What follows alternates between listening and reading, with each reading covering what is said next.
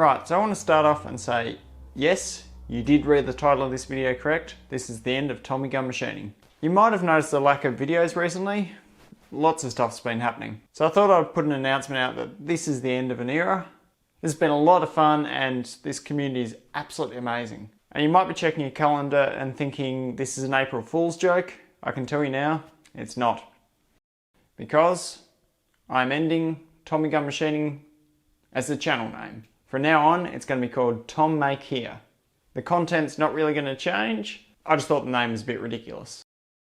I'm also going to start a second channel called waz.make.here. Click the link in the corner or down below if you wish to subscribe to that. There's no content as of yet, but there will be soon. I don't intend to talk in this channel, and the content will be dedicated on pristine restorations and really creative builds. I have a few projects lined up, ready to go. There'll be a transition period over the next month or so as I work out logos and all that sort of stuff.